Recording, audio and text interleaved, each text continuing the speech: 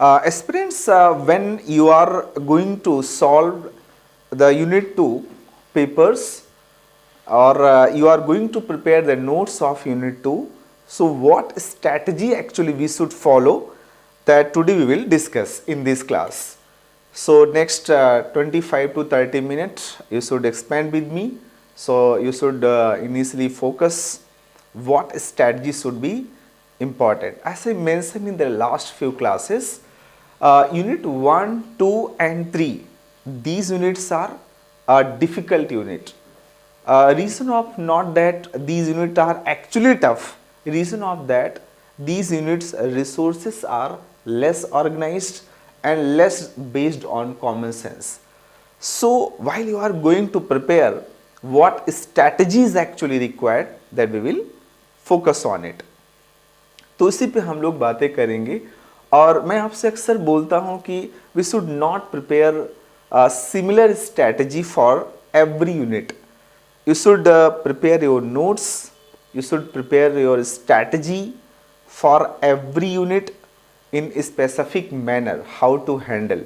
And Unit 2 and Unit 3, those students are part of my organizations, मैं उनको एक ही साथ पढ़ा देता हूँ. लेकिन अब आपको इसको कैसे करना है वो मैं ज़रूर बता सकता हूँ कि इसके लिए क्या स्ट्रैटेजी आपको अपनानी चाहिए. So on the board here is I mention methods of psychology Unit 2 and little bit about my organization. Next go to the required material. As you know, when I start in unit I usually mention their required material. So first required material is NCERT, right? NCERT तो पढ़ना ही है, but मैं आपको honestly बोल दूँ कि psychology के साथ में अगर आप सिर्फ NCERT करते हैं सो बहुत ज़्यादा इनजस्टिस हो जाता है. रीज़न ऑफ दैट कि जो NCERT में मेंशन है रिसर्च वो बहुत ही हल्का है, बहुत ही वेग है. वहाँ से UPSC लेवल का क्वेश्चंस शायद ही कर पाएँ, जितना मेरा अनुमान है, जितना मैंने पेपर को देखा हुआ है. तो स्पेशली मैं कहना चाहूँगा कि यूनिट 2 और 3 के लिए आप NCERT पे ही डिपेंडेंट नहीं रहना है. उसके लिए आपको कुछ स्टैंडर्ड मटेरियल भी पढ़ना, उस पर भी मैं बात करूँगा. लेकिन NCERT से आप क्या चीज़ ले सकते हैं, that I am telling you. First of all, जैसे उसमें non experimental methods like observation has written well, interviews is written well, case study has written well, and some of the keywords such as experimental groups, non-experimental groups or control groups you can say, and some of the essential characteristics of a research experiment, that steps of research basically mentioned at there, so that you can use from there. तो NCERT सिर्फ इतना काम की है इस unit के लिए. बाकी में कुछ में ज़्यादा है लेकिन इसमें तो इतना ही है. Then what about the EPG पाठशाला? EPG पाठशालास, if you will go to its research portion, there are the two parts. First is quantitative research and second is qualitative research. तो दो रिसर्च हैं, quantitative as well as quantitative research. और क्योंकि APA ने जो हमारा EPG पाठशाला है वो APA को फॉलो करता है. मिनिस्ट्री ऑफ ह्यूमन रिसोर्स का पूरा रिसोर्स है, तो मटेरियल है वो निश्चित तौर से एक स्टैंडर्ड एजेंसी को फॉलो करता है. सो APA ने ही मेंशन, अभी जो नए क्लासिफिकेशन दी उसमें मेंशन है क्वांटिटेटिव रिसर्च एंड क्वालिटेटिव. तो क्वांटिटेटिव एंड क्वालिटेटिव को समझने के लिए you can use like research design. सबसे अच्छा मेंशन है यहाँ पर. मैं जब भी नोट्स पढ़ाता हूँ तो मैं बच्चों को बोलता हूँ experimental research best mention into this portion and non experimental and quasi experiment mention into IGNOU. What about the non, बाकी जो चीज़ें हैं EPG पाठशाला की, जैसे क्वांटिटेटिव रिसर्च में more than 30 to 40 methods are mentioned. So ये 30-40 methods you should go by thoroughly from here. और सब यहाँ से यूपीएससी ने डायरेक्ट पूछा हुआ है। सो आप भी उसको करो और आप देखेंगे जैसे social constructivism directly they have ask. Even कई बार बच्चे कहते हैं कि वो तो सेकंड पेपर का टॉपिक है, like no, but they have ask recent years and like triangulations is there. आप एक कभी सुना भी नहीं होगा रिसर्च में ट्रायंगुलेशंस क्या होता है। Then other reflexivity is there and many more topics are there, so you should follow them for that। उसको बेस्ट तरीके से फॉलो करें, आपको बहुत हेल्प मिलेगा। Then about the notes, class notes whatever, because I use to my best sources class note अगर आपको मिलते हैं हमारे तो सबसे अच्छे होते हैं। और उसके बाद class study material which we provide in printed version and then some standard books. Standard books में आप you can use for the research A K. Singh, Kothari और little bit you can use those introduction psychology books such as Robert Baron और Atkinson and so many things are there. तो इसको use करें, better होगा। अब आइए हम लोग डिस्कस करते हैं किस डायमेंशंस को हमें तैयार करना चाहिए रिसर्च के लिए और कितने क्वेश्चंस पूछे जा चुके हैं। इसमें जो मैंने डायमेंशंस देखा या सिलेबस के अकॉर्डिंग भी आप देख सकते हैं। यूजुअली यहाँ 7 डायमेंशंस पर ही क्वेश्चन पूछे गए, बट उसमें भी सारे पे बराबर क्वेश्चंस नहीं हैं। Like the types of research as you will if you will watch syllabus carefully, उसमें 3 से 4 टाइप के रिसर्च पूछा हुआ, जैसे क्वालिटेटिव, क्वांटिटेटिव या नेचुरल एंड डायग्नोस्टिक, प्रोग्नोस्टिक। तो इस तरह के जो 4 एक bifurcations has been mentioned by them, 4-5 bifurcations are there, so descriptive and evaluative etc. उसमें से आपको सिर्फ देखेंगे क्वेश्चन एक बार आया, because this is a very common and this will be prepared and teach by every student and teacher also। तो ये कभी नहीं पूछता, यहाँ से पूछना पसंद भी नहीं करता। अब इसका मीनिंग ये नहीं कि आप उसको पढ़ेंगे नहीं, उसको पढ़ के जाना है, because this is a basic things for the research, like what is different between diagnostic and prognostic and what are the characteristics of diagnostic and prognostic, you must understand what is the qualitative research and quantitative research, what is different between them, what is a pure research and what is applied research, you must to know, then what is descriptive research and evaluative research, all that। So initially 4-5 bifurcations like experimental and non experimental, 4-5 मैंने कहा 4 से 5 bifurcations इसके आपको जरूर पता होना चाहिए, तो आप इसको बेटर लिख सकते हैं, राइट। तो इसमें से जो क्वेश्चंस आए हैं टाइप्स ऑफ रिसर्च से, hardly 1 or 2 questions has been asked, even I will show you by the PYQs book। then next is methods of research से अब देखो टाइप्स ऑफ रिसर्च और मेथड्स ऑफ रिसर्च में बहुत को कंफ्यूजन होता है। जो यहाँ सिलेबस में मेंशन है वो मेनली नॉन एक्सपेरिमेंटल मेथड है, like observation, interview, survey, and these methods are initially also part of data collection. तो डेटा कलेक्शन में भी यही सिलेबस में यूनिट 3 में मेंशन है और यूनिट 2 में भी मेंशन है। और इत्तेफाक सा देखो कि यूपीएससी का सिलेबस इतने कम वर्ड्स में अगर 2 बार मेंशन है तो उसकी वैल्यूज भी उसने उतना ही दिया हुआ है। So you should prepare method of research.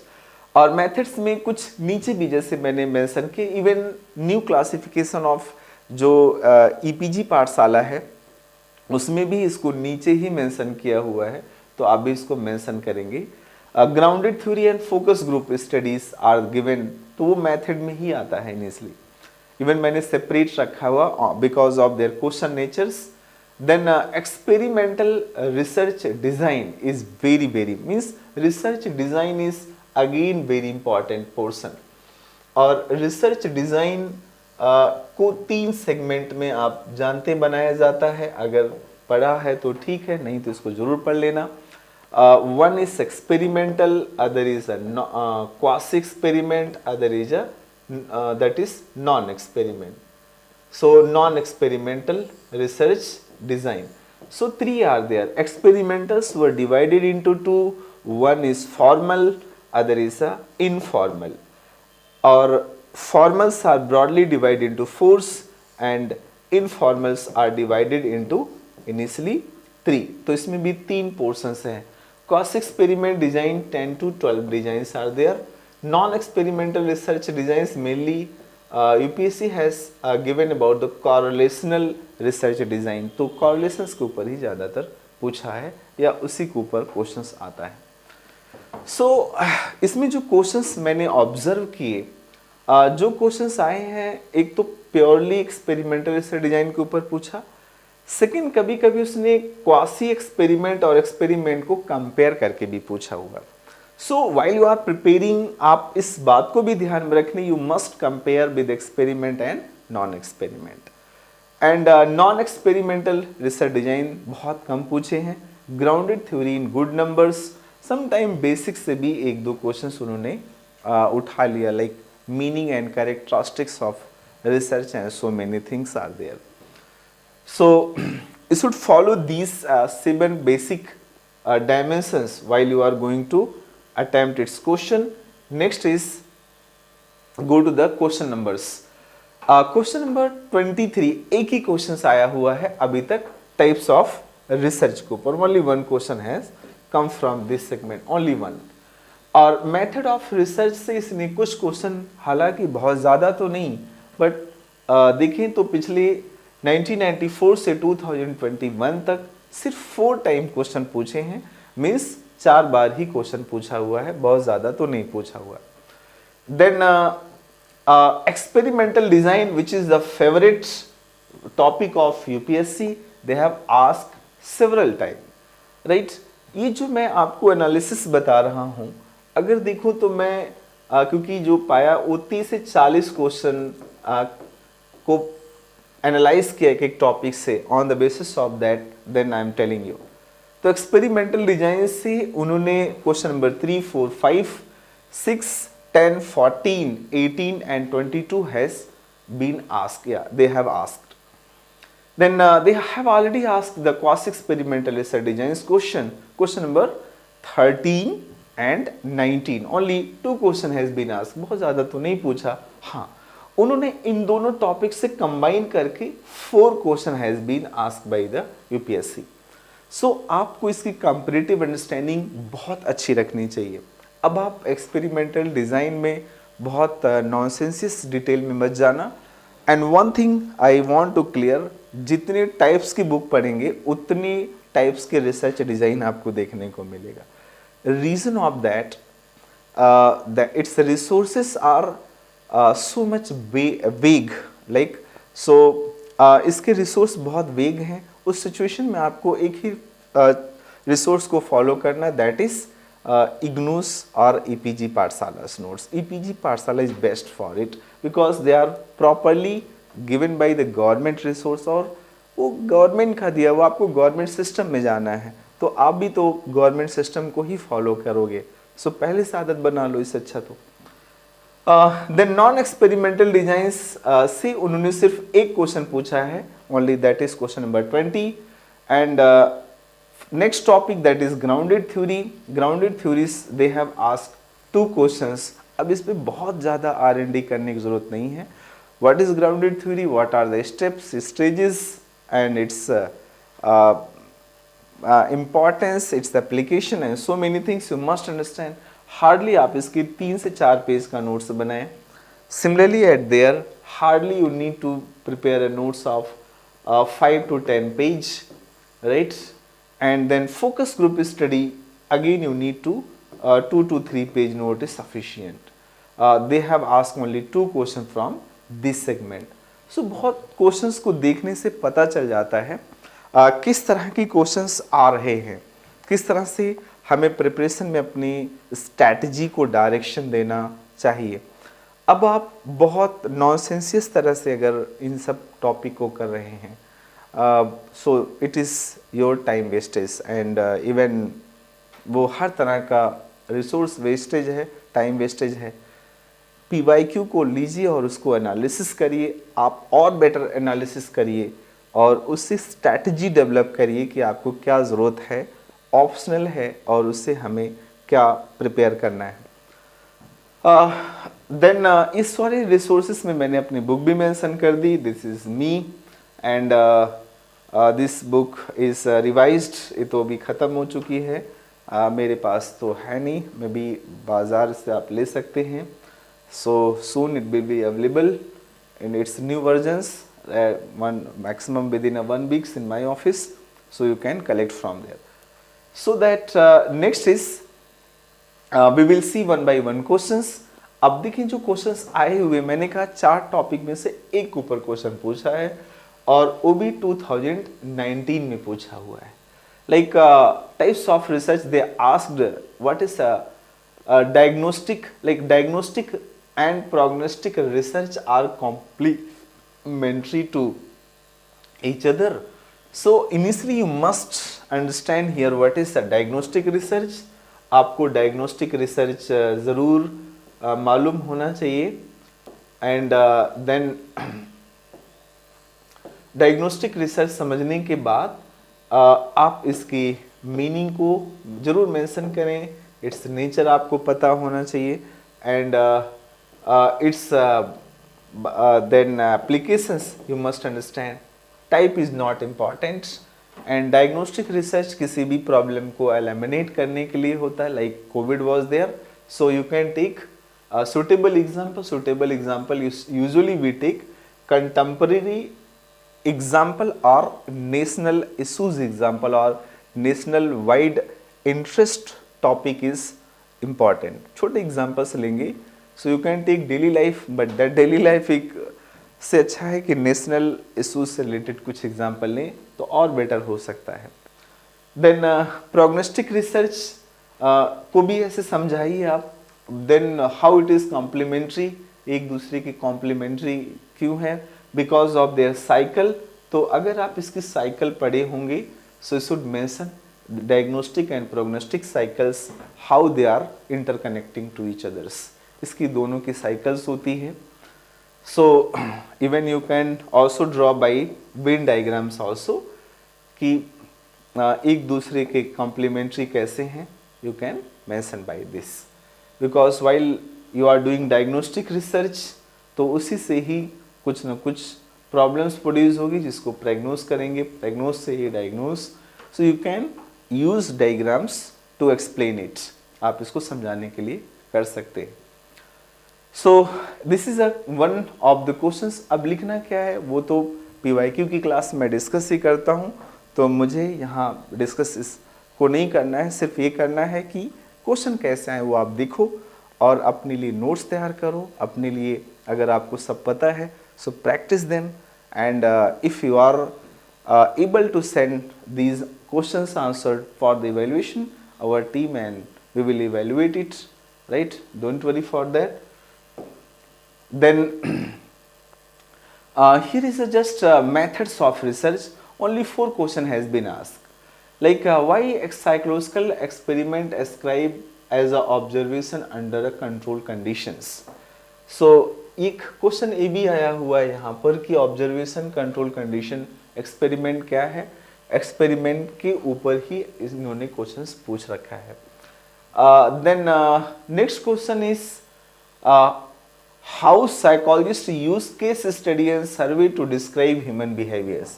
As I mention it is well mention in NCERT, तो you can use NCERT for this unit. इसके लिए आप NCERT को फॉलो कर सकते हैं।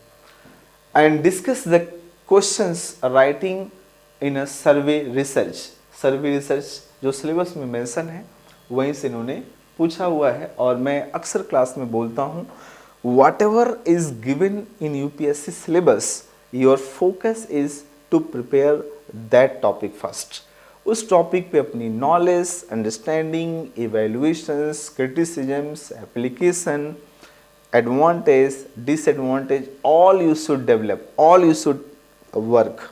सिलेबस को इसीलिए चिपका लेना चाहिए। बार बार सिलेबस देखोगे तो जितनी बार सिलेबस देखें, should initially wake up in the morning and watch syllabus once. एक बार सुबह उठ के सिलेबस को ध्यान से देखो, पूछ क्या रहा, पूछा क्या है, हमें प्रिपेयर क्या करना, पढ़ना क्या है। So that will give you good insight. Then next is describe the basic elements of observations and bring out implications of. तो यहाँ पर भी ऑब्जर्वेशंस के ऊपर क्वेश्चन पूछा है। इसके लिए कोई भी बाहर से मटेरियल पढ़ने की ज़रूरत नहीं पड़ी, ये सिर्फ आपको ज़रूरत पड़ेगी NCERT की। NCERT is sufficient for the understanding of इस सब नॉन एक्सपेरिमेंटल के मेथड्स हैं, यहाँ पर सफिशिएंट है, you can use this and directly they were ask. अच्छा, रिसर्च में क्वेश्चंस कभी भी बहुत मुश्किल नहीं आते, they ask usually direct questions, they were not asking very much difficult questions or applied questions, very simple question. Some of the times they ask usually some terms which is not in the common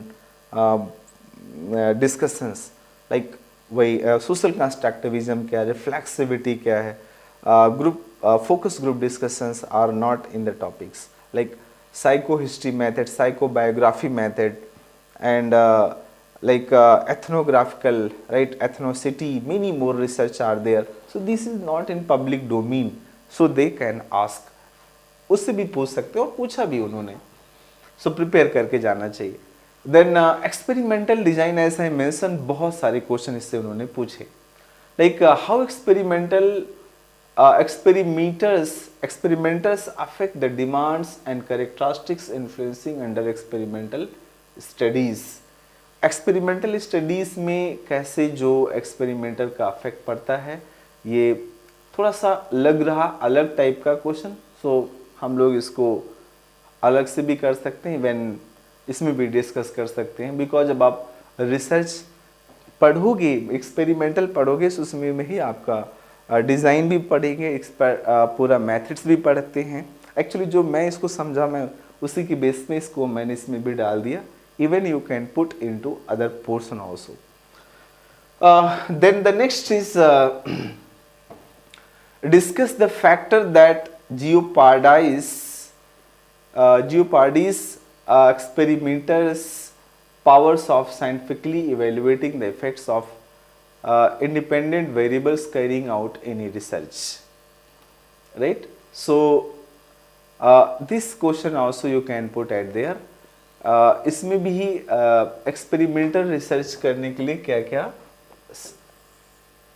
scientific ज़रूरत है एक independent variable को carrying out करने के लिए. Then state the basic difference between the field experiment and laboratory experiment with regard of external validity. तो यहाँ से भी एक इसी का क्वेश्चन आप कंसीडर कर सकते हैं. Then describe the experimental design strategy to control the variance. You know that experiment have 3 variables. One is IV which is always IV के साथ में हम लोग हमेशा that is manipulate करते हैं उसको.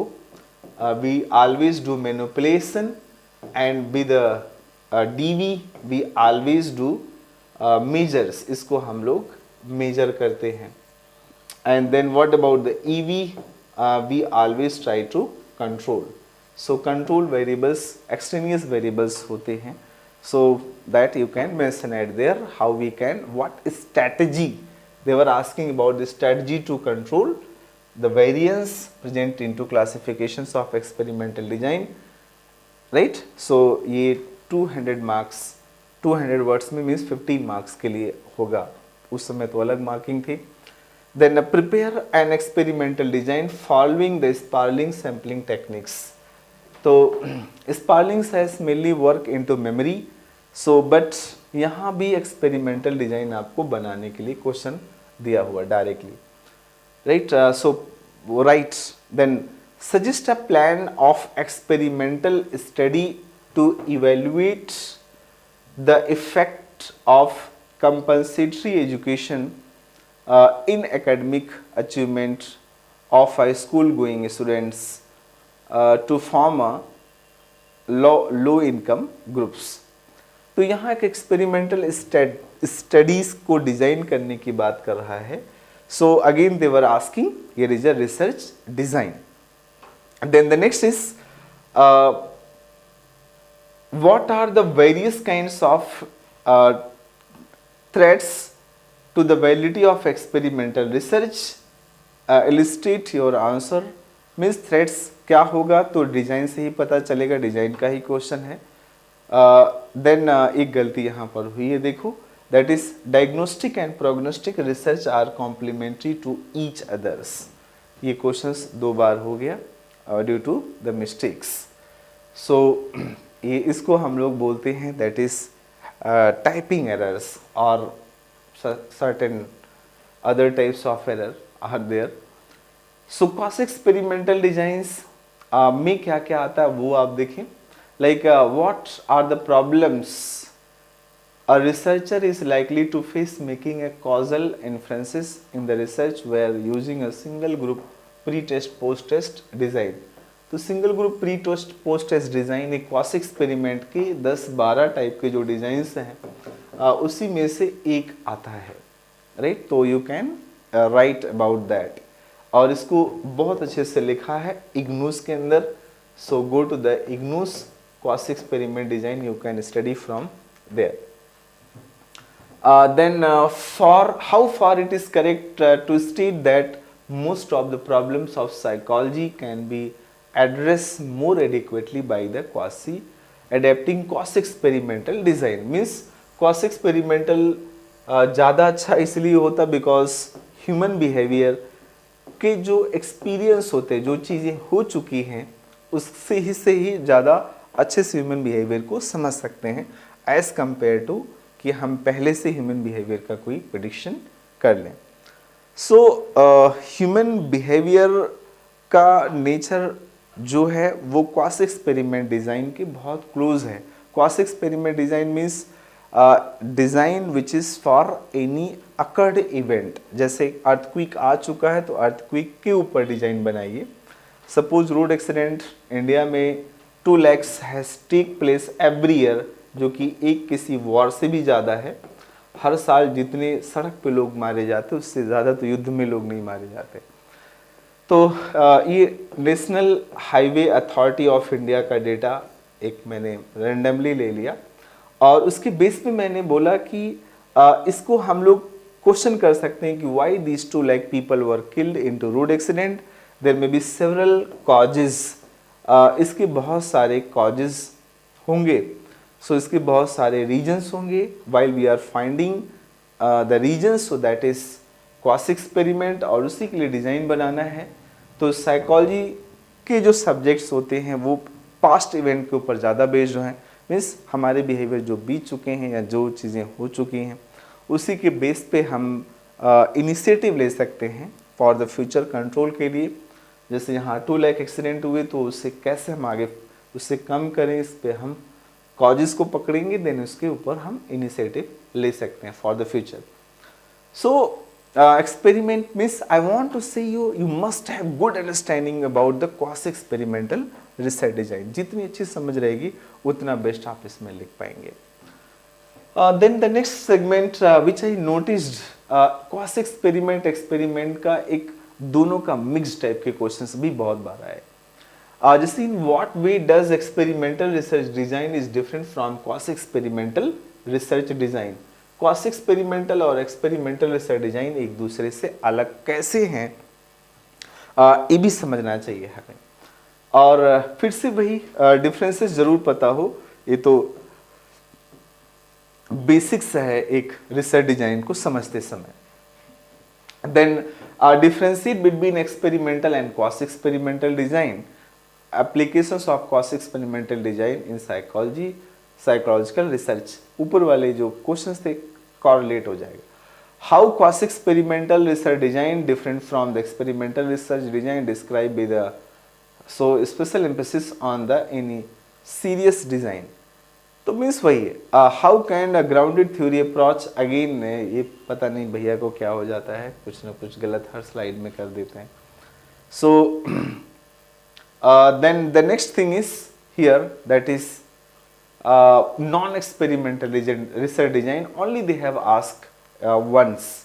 It is believed that the non-experimental designs are more relevant to explaining the emerging issues like social evils are seen prominently in India, right? तो इसके ऊपर उन्होंने direct, they have asked direct questions.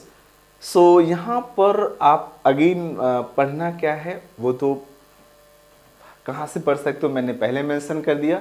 So you should go by that and that is the best way to prepare this topic, right? Then next is grounded theory. They have asked twice or thrice question from this. Like grounded theory